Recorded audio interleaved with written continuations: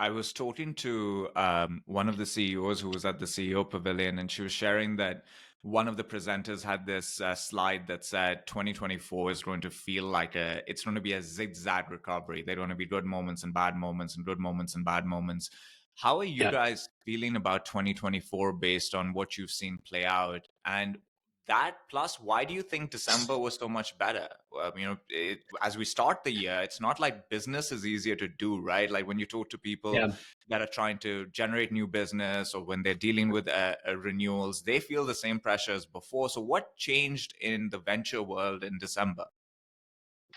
So venture is actually surprisingly seasonal. It kind of feels like it shouldn't be, and that you should be able to do a round whenever you want to. But one, people try to get some rounds done before the end of the year for tax purposes, or the way that their fund economics work. That's a big part of it. And it's not as though those deals are being negotiated all the time in December. It could be that those deals have been negotiated for the prior 6 or 8 weeks, and they're just actually being signed on that date. So that's one reason. The other reason is that it kind of felt, when we go around and talking, this is more anecdotal than full data, but we talk to all of the accelerators around Silicon Valley, all the law firms, anyone and everyone who's like touching startups.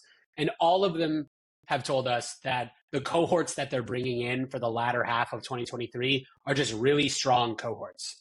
They are companies that are solving real problems. They feel like more repeat and second time, third time founders. They're just, and they have really pretty solid, or I should say not solid, reasonable expectations about how fast they're going to raise. Some of them are going to try to bootstrap instead of fundraising. They're just quality founders who are trying to build quality companies. And I think that shift has been taking place over the last year, and it really started to come into fruition in the latter half of 2023.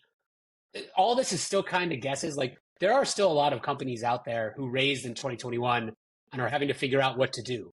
Are they going to make the jump into this new world of higher interest rates? Are they going to have to shut down? We've seen lots of shutdowns. Are they able to convince their current portfolio investors that they are a horse that deserves a double down bet?